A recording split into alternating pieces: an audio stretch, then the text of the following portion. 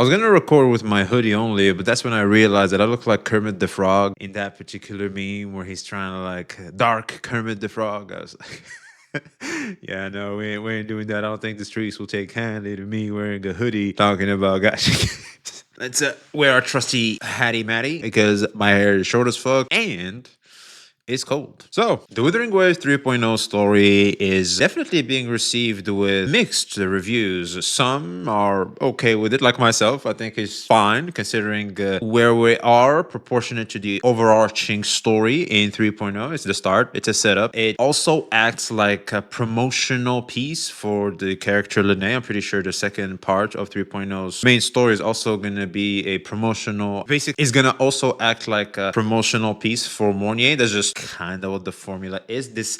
There's a strong level of self-insert. Like Lene didn't have to take the spotlight like that, but again, it's just a business being business, right? And I've come across this video. Wuthering Waves needs caps, considering cap and cabinet, caps, better story balance. Goodbye companion quest. Now the last part is what got my eyebrow rose all the way up to the sky going, wait, we don't have companion quests anymore? Because if we go and look at my accounts, for example, you will notice that I have a lot of companion quests available. I have them all the way up from Jaja. I have Encore one, even though people were applauding the Encore companion quest. I didn't do it. A Changli one as well. It gives you like 140, almost a whole pool for doing it. I think all of them are 100 except for Changli, which I would assume the reason why is 140 is probably going to take a longer period of time to go through. And the reason why I haven't done those, regardless of the fact that they give you so many premium currency, is very, very simple. I'm not interested in the characters that much.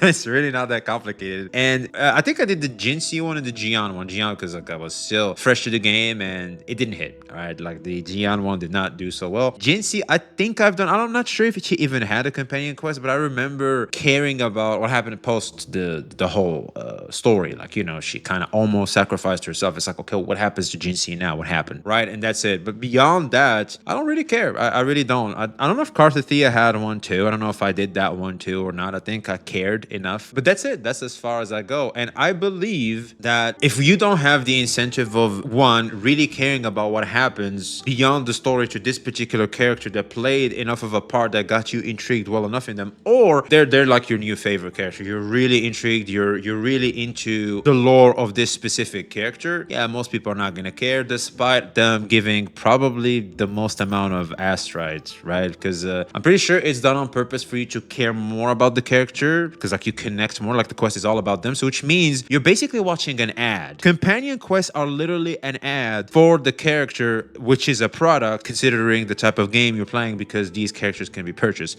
if you like them enough. So anyway, that's basically my mindset as to why. I would love to hear what Cap has to say. The dislike ratio is weird, but then again, this is Gacha. So for me personally, this is normal. But anyway, let's just see. Companion quest from Wuthering Waves was the worst narrative decision they've made, and it's actively ruining the overall main quest experience. That's a big claim. That is a huge claim, because as someone who only consumes the main story quests, I have not found myself missing companion quests at all. Okay, I said it. I've honestly been putting off saying this for months. Ever since 2.6 came out, I felt pretty solid about this, but I wanted to wait and see if things would change over time. A lot of people are loving 3.0, and genuinely, I'm happy for you. No one should take away from your experience of the game. But today, I want to talk about something that's been bothering me for a while, and why removing companion quests has quietly damaged the way the main story works. Okay. But before I get into the critique, let me sing WuWa's praises first. They've massively improved the cinematic storytelling, the visuals, the cuts, the camera. Absolutely. If it comes to just the plot, I would give the story a 6 out of 10. But when you add in the presentation and how they went about the animations and everything, solid 8. Solid freaking 8. That's like some solid good makeup, right? The makeup was great. Like, yes, she may be a 6, but the way she does makeup and the way she dresses, oh, what an 8. Movement. Every scene felt more expressive. I swear Lene had a new expression or emote every other cut, and that was genuinely great to see. The soundtrack was also pretty strong, especially during the bike riding sections and boss fight. If you're someone who mainly enjoys spectacle vibes, cool characters,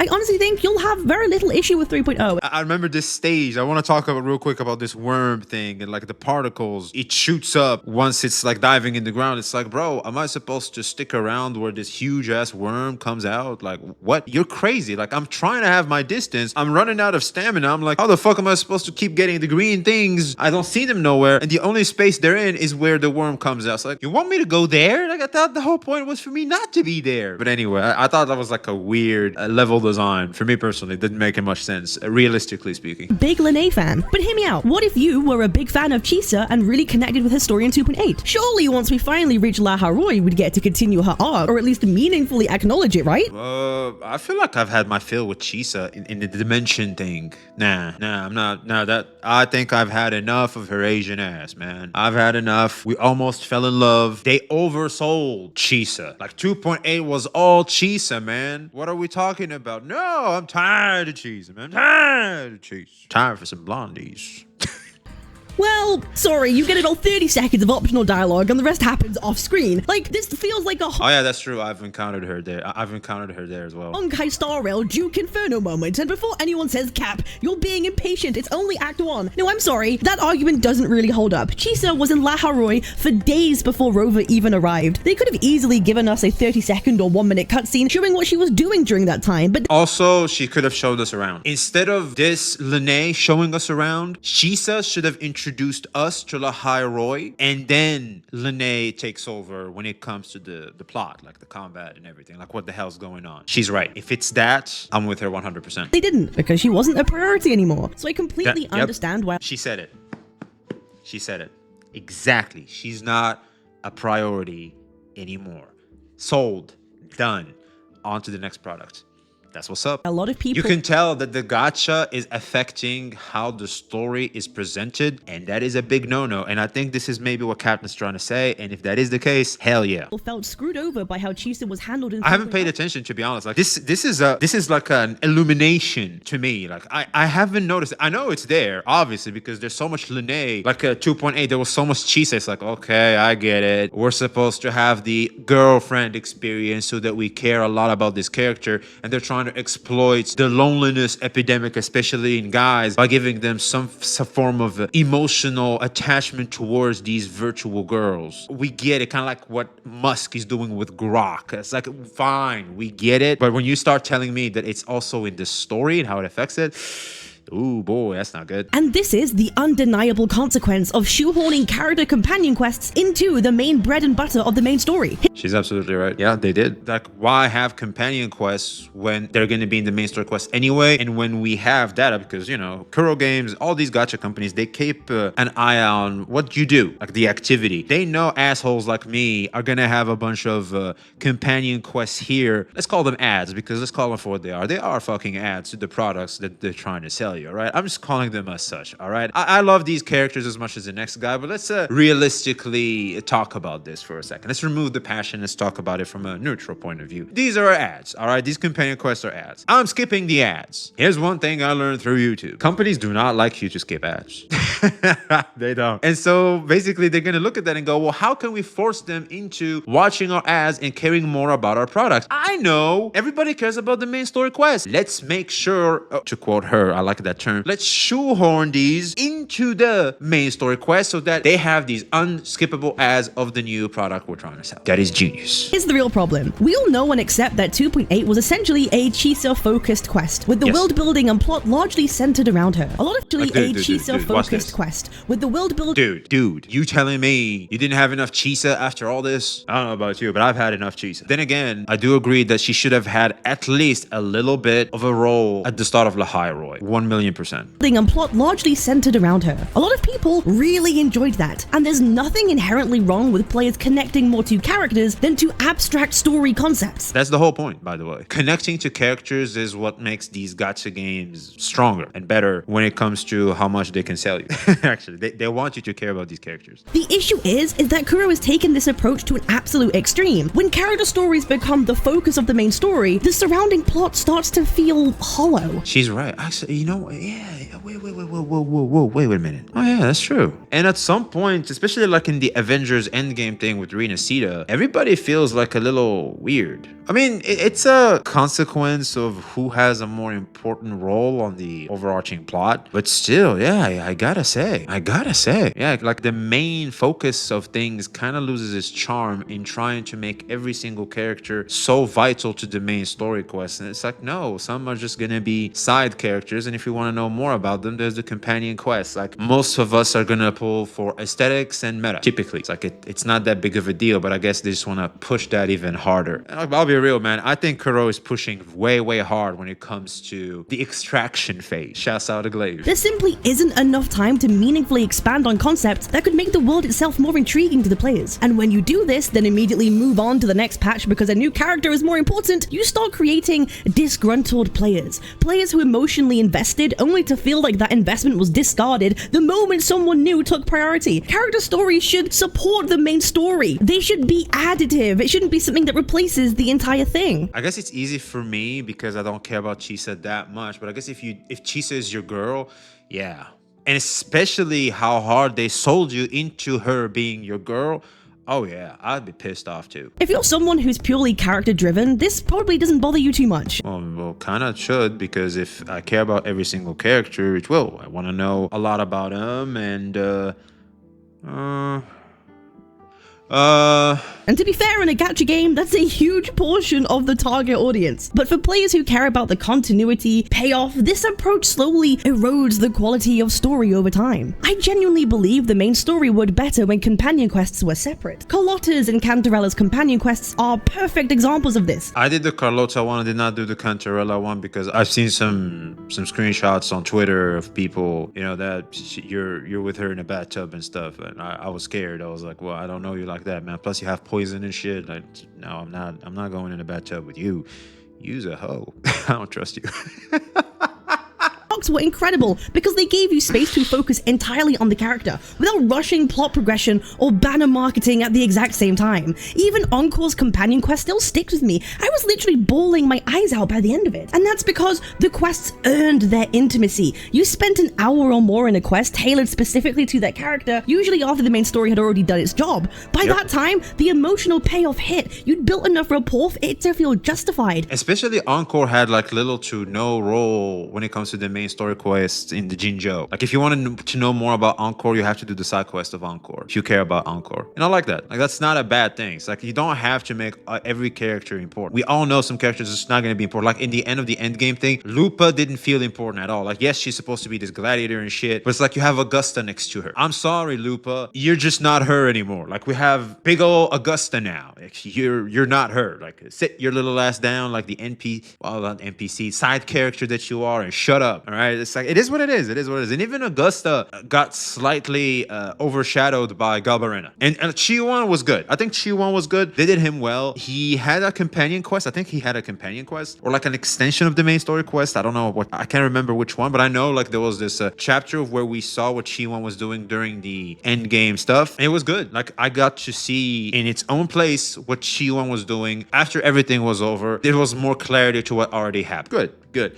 But I think she's cooking. I think she's onto something here. And that is the difference. Companion quests let character stories breathe. Folding them into the main story turns them into temporary spotlights, which are just completely disposable the moment a banner changes. Or they are next to a character that is clearly more important to the plot and has more status and more power. This narrative shift really started around which will happen. Both halves together totaled around 3 hours. Lupa was clearly the central focus, but there were still strong ties to Cartithia, and the second half introduced major Fraxidus lore. The broader world building was actually handled pretty well, I thought.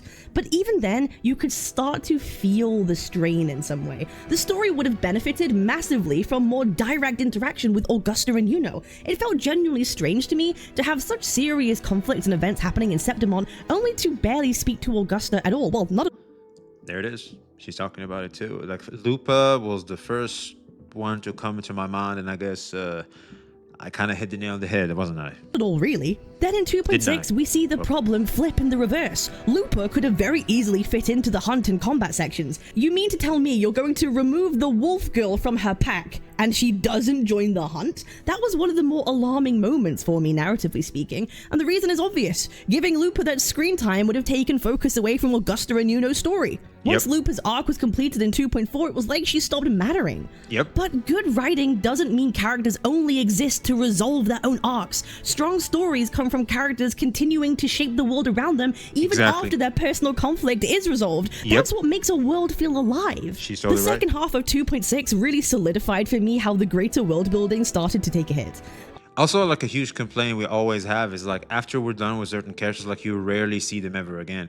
I love like they hinted or like they're hyping up like this pseudo region of the Jinzhou, Mingting, right? They're hyping up like this Mingting thing, and you know what? That's not bad. And through Mingting, we get to revisit the Jinzhou and see the characters we left there. Because if you leave a zone and you don't see those characters anymore, it makes sense. It makes total sense. Like that's not where they live, right? That's not their corner. But you still need an excuse to go back to that particular place and revisit what you left behind. Mingting and stuff like that is always decent. I like the like archipelago thing in Genshin Impact where you go back to Mondstadt always because through Klee and you get to see the 1.0 characters. I like Jean and Diluc when I started playing Genshin Impact, and it was always refreshing to see them again. But the sad part was they don't do shit. Like it wasn't enough. Like you just see them and that's it. There's no real expansion. They don't have a role again. It sucks. It's sad, but it is what it is. It is what it is. Because I know they're trying to focus more into this child shit. So sad. But again, I think characters should do more to expand the world around them. Definitely. A lot of people felt Yuno's section was a filler arc, and even though it does progress the main plot,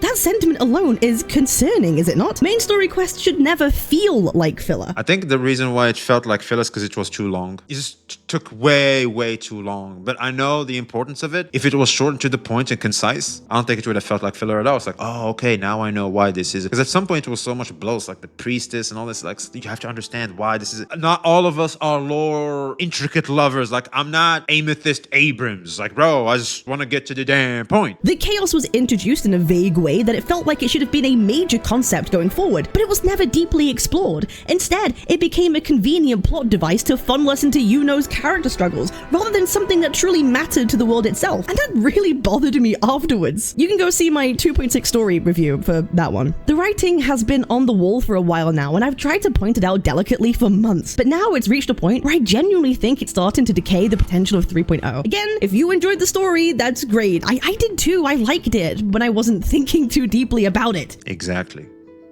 Precisely.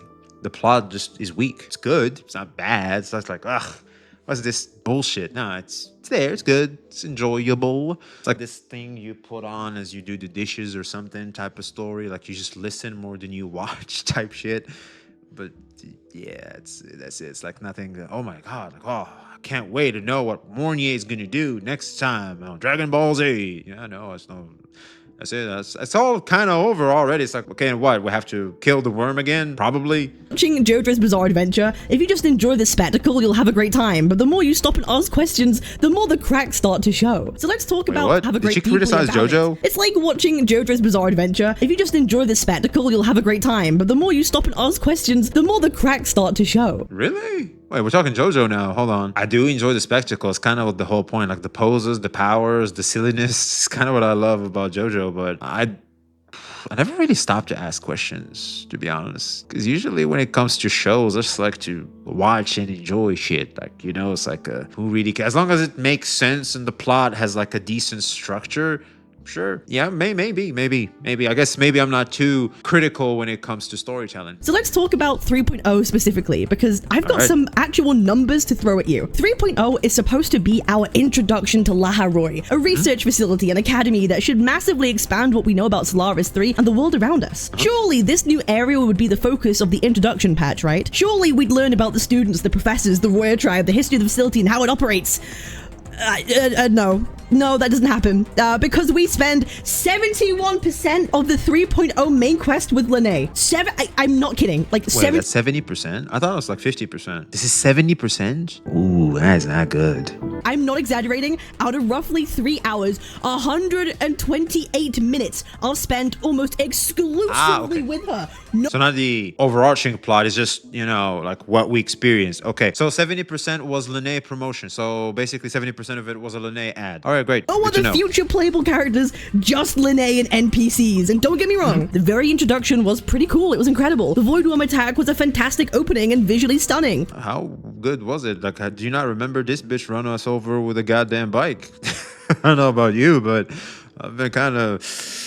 I was like that guy, the meme of like, I cannot prove it that she's a bad person. She's like, this is a villain. This is secretly a villain. And I knew she had secrets, but of course she had to be a good guy. But the constant effort to shoehorn Linnae into every major story beat started to feel excessive, almost comical at one point. True. Like, she was so forced. So forced. It's like, just leave me alone. Can I just watch and interact more with the other characters? Oh, there's a character you can interact with. Hudevi, Mornier. Really? Why? Because it's the next character you're gonna see in the second half of the patch. Hell yeah, boy. Right, of course. About an hour in, we're I was looking forward to meeting the purple hair. There's a purple hair in the market, in drip marketing. Who the hell's that? I wanna interact with that. What does she do?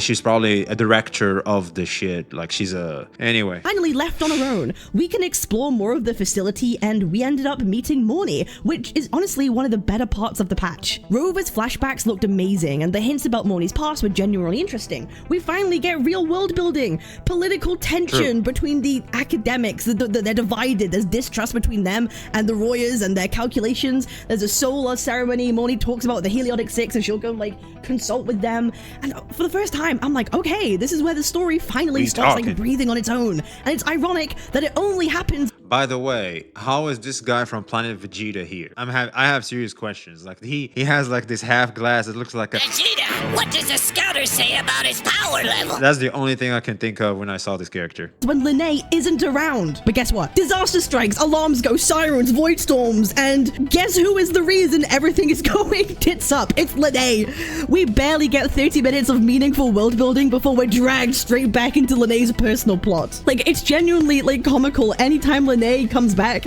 the world building ends. Okay, on this one, in this particular plot point, like, I mean, if it is just how the plot is supposed to be structured, like, Linnae is that important of a character when it comes to this particular part of the plot, in the sense of we have this problem and Linnae, the merc, is the solution to it. Like, she went there to fight it because she's actually experienced in battling as a merc. Sure, that's the excuse I found when it comes to that particular part. I was like, okay, so it makes sense. Like, yeah, she has this device. I think she has at some point some device. That's why the worm was following us around and stuff. Sure. Okay, great. But I guess I can still see Cap's point. Handled really kind of highlights this issue.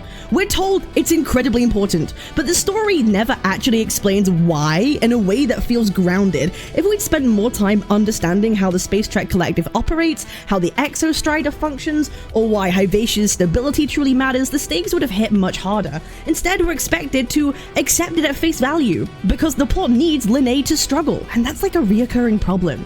The Havasia incident isn't designed to well, how are we supposed to save our girlfriend and make her fall in love with us if she's not struggling? Expand the world. It's designed to create an individual internal conflict for Linnae. Imagine if Linnae wasn't the cause of the malfunction. Imagine if the Academy had to investigate why it happened. We'd naturally learn more about the system, the facility, and the broader implications, and Linnae could still be part of that story. But instead, the entire plot has to bend around her. Can you honestly tell me right now what exactly Havasia does, how it does it, and why it's necessary? If you can, do you think the main quest did a good job at communicating that to the audience? I don't even know what hivation is. I don't know. All these words and stuff. Or was it more important to get Linnae's screen time? This part of the quest genuinely had me like puzzled. Do you have the option to click for more info on Havasia? Because the game won't communicate this to you directly, and it reads this. Havasia is a Space Trek Collective's first detection array built at Sundermere to monitor and stabilize the reactor drive's state in real time. Okay, it'd be cool if we knew more about like Sundermere and the reactor drive and what that really means. Okay, the Research Institute implanted the Exostrider space-time error correction module runtime into Havasia's core, allowing Havasia to adjust the Exostrider's orbit. How big is the Exostrider? It sounds like it's planetarily big, and it's like, or in space. Okay, it'll be great to know more information about this, and detect hidden spaceborne threats with high precision. Therefore, Havasia possesses sufficient computational power to predict the reactor's drive rotation. Havasia's core function is to detect abnormal or dangerous energy fluctuations, perform immediate emergency calibrations, and feed this data back to the drive to ensure stable operation. I feel feel like this would have hit way harder if we had any semblance of information about the Exostrider and how it operates. But up until this point, we're left completely in the dark. We're left in the dark about the Exostrider, the student academy life, about the Space Track Collective's mission, but we're supposed to nod and say yes to Havasia and accept how it works. Then when it starts going haywire, the stakes would have felt so much more justified if we actually truly knew why this would be a bad thing, if we had a bigger picture of how it operates. Anything that seems like it would be interesting or important in this patch is continuously sidelined to feed us more Lene backstory. I'll be honest, they did a good job of that. Because I don't even know what the fuck all these terms came from. It's like, what? Huh? Strider? Is Strider Hiryu? I know Strider Hiryu. I know that guy. He's pretty cool. Yeah, he beat Ryu Hayabusa in Death Battle. Yeah, I know that. What is this? The Void Worm situation feels too convenient. This is a major research institute focused on void phenomena, yet it needs Rover and Lene to handle a threat that should realistically be routine for these people or easy for them to solve. Everything exists to prop up like her in a spotlight, and I genuinely think... Ooh, true. I mean, yeah, you have all this academy, you have all these shields and shit, you have all this extra technology shit, and you still had to rely on a merc. Because, okay, here's how I saw it. Like I said earlier, they're all students, like they're more scholars, they're more like knowledge more than hands-on type of people, right, in the High Roy. So, of course, someone with a combat background like Lene would be the perfect, solution to it. But she acted on her own. They didn't send her to fix this or anything. And even when there was a malfunction and Mornier struggled, they all struggled, like they had to send Rover to get there and physically take care of it with Lene. So they kind of bitched Lahai Roy to make Lene look good. She's right. Yeah, I never thought of it like that. True. This is why, like, there are a lot of people that have mixed feelings on 3.0. If you're a Lene fan, you probably love it. She dominates most of this quest, 71% of it to be in fact. I'll be honest, she did way too much that I stopped being a fan. I like Lene. I think she's, she's a little bit of the punky, happy side. I love this particular type of girl. I don't want to marry her, but I do want to hang out with her, that's for sure. Well, back in the day, I wanted to do more than just that, but anyway, that's an old me, man. And you just look at that and you go, okay, I'm getting a little too tired of you. You're in my face too much. Get the fuck out of my face is what I'm saying. It's like, as much as I love hanging out with people and hanging out with friends and everything, comes a time I need to hibernate and solo my ass off. I need a lot of me time because, I just be using all that social battery at some point. Like I'm at like a low battery and I have to surpass my limits. And the more I do, the more time I need to hibernate. So yeah, Lene and Chisa were a bit like that. It's like I'm sick of looking at both you pretty asses. Like I'm tired. I know this isn't gonna go nowhere. It's like, let's just get this done with. All right. That was me. That's just me. I think seeing too much of a character and seeing them do too much cool shit is annoying, especially when you know next patch, she's not gonna matter. I know that. I know I don't have to invest myself emotionally into this character because I know next patch is not gonna matter. So a small amount of emotional investment is good, which is what I'm forcing myself to do anyway. But I have to force myself to do that. Why? Because they are trying to make me care a lot. So it's like I have to shield myself from all that caring and just keep it up stack because let's be real, she's not gonna matter, which means I'm just gonna face disappointment the more I care about this unit. So I just protect myself from disappointment later, if that makes any sense. If you're a Chisa fan, you were likely disappointed. And if you're someone like me who enjoys the bigger sci-fi picture, the politics, the systems, it probably felt visually great, but lacking in some kind of substance. But now that Rover is enrolled and Lene is technically a first year again, I hope the second half of Act 2 slows down and actually lets us experience Academy life. But honestly, I'm worried we'll just repeat the pattern. 70% focus on character and 30 minutes of actual world progression. 3.0 honestly made me appreciate 2.0's introduction way more. True. In Act 1 of 2.0, True. Carlotta appeared for only 4% of the runtime. True, and Carlotta felt special. Like every time she showed up, it was like, oh shit, we're about to get some good stuff in this cutscene. I want to pay attention. I don't want to keep having my mouse hovering over the skip button. Instead, the focus was on Renacita itself, its people, history, conflicts, all that sort of good stuff that makes it feel alive. We met multiple characters early, saw we didn't how really they get any of that. Learned their values, and understood the city's power structures within the first hour. Brent and the troop take us to Renacita. We immediately come across the Order and see how they treat a portion of their citizens and already leave us with a feeling of sussiness of their motives. We meet Cristoforo, who says he's a playwright using the Fool's Pilgrimage as inspiration. It serves as the perfect opportunity. I always knew this guy was no good, but I just couldn't prove it. To depart with some exposition. We immediately learn about the initial sentiments of the Raganesi, that they revere the Sentinel, what the Carnival meant to them, the behaviors of the Sentinel. It's only been 30 minutes into the story. We end up in the city, greeted by the Order. We come to quickly understand how strict and disciplined they are, and their devotion to the Sentinel. Their intentions are clear and obvious to the players. Phoebe then takes us around the city and starts giving us more exposition about the Sentinel, Shouts out to echoes, Phoebe. and the values the people hold. She even tells us about how Renacito was founded. Then we meet Zanny, who takes us around the cool spots of the city. This was filler. Pizza, while at the same time you learn that the Montellis are super important and actually loaded with cash and mega influence. There were a lot of people who think the first act of 2.0 was slow, and I'd agree to an extent it was moderately paced, but I really do think they did a phenomenal job of setting the scene, giving you all the information you need to quickly set up what? motives, I'd like to check and that back. Yeah, importantly, if it's setting up the introduce us to scene, yeah. 4 playable characters in the first hour of the story, including one of the main future villains.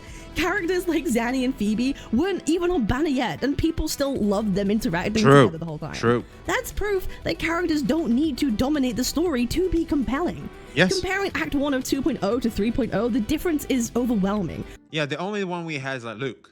We have Luke. Hey, Cap. We have Luke in 3.0. Hey, calm down. 3.0's pacing is breakneck, with very little meaningful exposition, motive. True. That's none at all. It's just Lene. And all that stuff, the context is completely glossed over. Since 2.4, it feels like Kuro has become hesitant to let characters meaningfully interact unless they're the focus of the current act.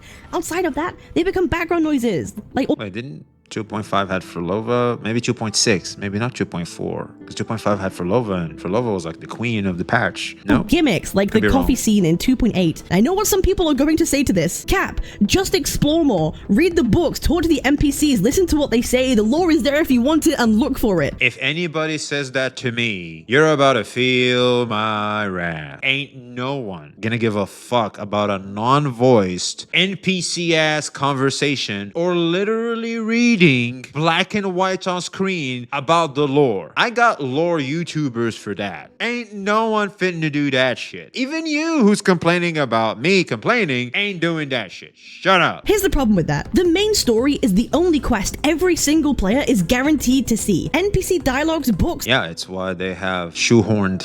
Thank you, Cap, for that term. All these words and stuff, right? That's why they put the ad in the main story quest. You said it. they're all optional and easily missed items. If crucial world building is No. locked behind Even if I see them, I don't care. I just don't care. The presentation is not as strong as the main story quest, where it's voice, the music, you can see the care. They want you to see this. The other shit is like, well, it's there if you care that much about the lore and stuff. But typically in a gacha, it's not the place where I want to do that. optional content, then the game is literally That's my side game, okay? Side games, you care, but not really. failing to communicate its own story to most of its audience. Exploration lore, or learning lore through like exploring and books and whatever, has no urgency. It's not tied to immediate stakes. It becomes passive information instead of something emotionally meaningful in the moment. I'm sorry, I really don't think being told lore means the same as experiencing it through a main story atmosphere. Thank you. It's like a character can tell me their past, but I would feel more connected if you showed me it instead. Or Thank let me you. directly experience Yes. it in some way with immediate Yes. stakes at hand. Show and tell, both. And that's like a fundamental design flaw. I really don't mean to be that person to make comparisons to Genshin, but I really can't help myself here, okay? But isn't that exactly what Genshin did for so many years? The hoyification of Kuro has begun, and we still have a bunch of Kuro bots that are so in delusion and don't want to believe it's already happened. And they're gonna realize it's happening until it's too late, where they have to admit, like, it's so blatantly fucking obvious at that point, they're gonna have to go and, oh, they have Paimon now. Oh yeah, this is the hoyification of Withering Waves. Yeah, fuck, they were right. Shit. That's kind of what we need for those. Like, how blind can you be, and how aggressive can you be in defending something that doesn't even care about you like that? Like, stop it, for the love of God. Like, the only way you could get the bigger lore was through, like, books and NPCs, and lore channels for Genshin literally were popular because, like, nobody wanted to bother to read it themselves, like, throughout the world. Yeah. Like, it's baffling. I didn't do that for Genshin. I didn't do that for SSR, and I sure as shit I'm not gonna do that for WuWa as well, because I can tell that WuWa is taking a direction that I'm just sitting there going, yeah, I don't know, man. I've seen this before twice.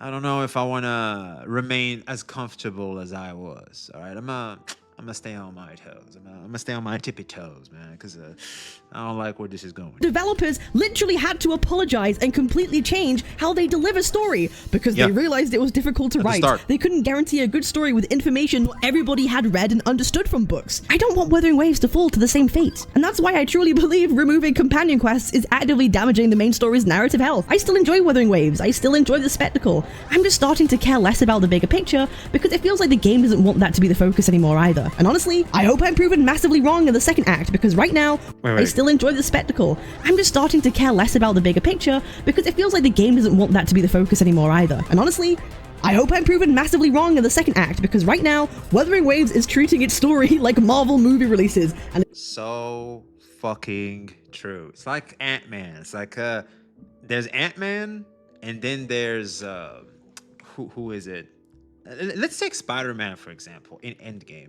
Spider-Man is Spider-Man because he's popular. But ultimately, in terms of the plot, he's not important. Like, Spider-Man didn't have to be there. It doesn't really matter. Like, he saved Iron Man in this particular battle and helped him. But that doesn't matter as much. I'm pretty sure Iron Man would have been just fine. It's basically that. Yes, if you can't see that, that's why I call Rina Sita Endgame. Like, the end part of it, Endgame. It's so reminiscent of Marvel movies. I'm glad I'm not the only one. Like, I'm so happy with what's just been said here. Yes, it's not just me. I'm not fucking crazy. And the fact is, this formula is fine. But the problem is, you have to sell me all these characters. And for Marvel, like, it's fine. Like, it's a movie that you typically watch for free. I mean, nowadays, they're all for, like, nothing, right? You just pay for, like, a subscription and you can watch all of them for, like, what, $5 a month? Like, it's basically free for me. I mean, when you look at Marvel movies, it's like you just watch them for like a $5 subscription a month. That's nothing, basically. It's basically free if you ask me. But then you look at these gacha characters and it's like, so the more I care, the more I'm emphasizing to becoming a fan and I can spend money directly into the thing. It's not like Marvel movies, I really like Thor. I would love to have a copy of Mjolnir, like a replica of Mjolnir in my room or something like that. I gotta go and find it on eBay and shit. And the more you get out and the more you try to find and you look at the prices like, whoa, so crazy. So, nah. In the game, it's not the same. Everything is close by. Like one click away, you're at the banner, you can spend. Everything is so next to you. Like, it's so simple. Like, it keeps you in the illusion is what I'm trying to say. Something that really helps. Like, say, for example, I'm with this girl, right? I'm dating, where we're sitting there and things are getting hot. Like, I'm starting to lose my shit. The more I stay around that particular spot, the more I'm about to act in a way that I do not want to act at that particular stage of the relationship. So what I do is like I like to sometimes just go to the bathroom, go out and take a walk. I'll excuse myself, be like, I'll go to the bathroom. It's downstairs. I'll be right back. And I'll go and take a walk. I literally done that before. The reason why is simple because I need to breathe, and the more I get out, I stay out, I'm less influenced. I can ease and cool off and regulate myself so that I can then better navigate what I'm dealing. That's basically what happens. This is not necessarily the case for Gacha because everything is so close. Like, that sentiment, the moment you feel like, oh man, I so want to invest more into this thing that I found that I'm passionate about all of a sudden. Let me celebrate it by pulling a bunch of shit. You don't have to go far to find it. And then as you're going to that place, you regulate and you come back down from the high that was just injected to you. No. It's like one click away. Like, they instantly get you in a peak of your passion about that particular thing. It's a little bit of a mental gymnastics. I might not be making some sense to some of y'all, but for some that do, please let me know your experiences in the comments below. I'm intrigued to know. I just gave one, for example, like in one of my dating life, especially at the start when I didn't have enough experience to better navigate myself, and something that's, within all of us, especially us guys, I used to in order to combat that, I used to literally go out for walks and to take a little bit of space, or else I would I would act stupid, and I didn't want to do that. Occasionally for a third act, we might get an Avengers moment where more than two main characters interact together for the same scene for more than 5 minutes. So yeah, that's really it. It's gonna be really interesting to see what people think of this, but hey, I've been thinking this for a long time now. But no, you're totally right. Actually, if anything, some I missed, and I'm glad that I see them now. Thank you for that. We're getting it out there, right? I hope the second act is a lot better. But I'm still enjoying it. I actually just posted like a WuWa edit. So guys, I'm not a hater. I promise. I swear to God, look at my channel. I'm not a hater of WuWa. I want it to be good. She has to give the disclaimer, huh? I don't know why people think it's like, oh, I'm just trying to doom post and throw stuff that's not here for the sake of it. It's like not everybody is this retard you see on Twitter. We have lives. We're just normal individuals that sometimes can see something that you, through the lens of passion, can miss. That's it. I just don't want this to be over like passion, because I'm passionate about WuWa. I'm not that passionate as some of you guys, obviously. glossed over. But then again, I think Chris made his decision, so it's kind of how it is. Anyway, I appreciate y'all. See you guys later. Peace. Twitch.tv/Captain Cabinets, Captain Cabinet. Captain Cabernet. Jackie is like, all right. Oh, that's some Gen Z shit. Oh boy. All right. What can I say? A little bit of disillusion, a little bit of more clarity in what we're being fed. That's nice. That's always good. It's like looking at the back of the package and seeing what type of nutrients are in the thing, which is good. I think it's good. I like it. W video. Obviously, it's a bunch of Kurobots self-reporting on themselves right now when it comes to the dislike ratio. I guess you can't just critique, huh? Oh, how dare you critique? What are you even saying? Man, let me look at the comments. People were skipping the companion quest and then were complaining about the missing lore stuff about the characters. Kuro said, I bet Texton still hasn't done Carlotta's quest. I haven't done more myself too, and I'll be honest, man, like I don't need them, but again, if this means it's gonna impact the structure of the main story quest and impact the quality of it, where like in 3.0 now, at the start, I'm just like, yeah, it's a 6, but I guess with presentation, I'll give it an 8, sure. I mean, they did kick ass when it comes to that. No, I think that's a huge problem. I think even with someone that doesn't really care about story quests, I do not want my main story quest to suffer because of shoehorned ads in it, if I'm making any sense. So no, I think companion quests need to come back so that the main story quests cannot suffer at the hands of this extraction phase that Kuro is clearly no debating is on. Because you're telling me all we got is a free 10 pull off the fact that we just moved to 3.0. I think even SSR or something probably gave us like 20 or 30. I could be wrong, but it's like do better. But why would they? Because now the audience is established, everything is there, they just need to start to milk us, and that's the way it is, man. Like, comment, subscribe, let us know what you guys think in the comments below, and be seeing you.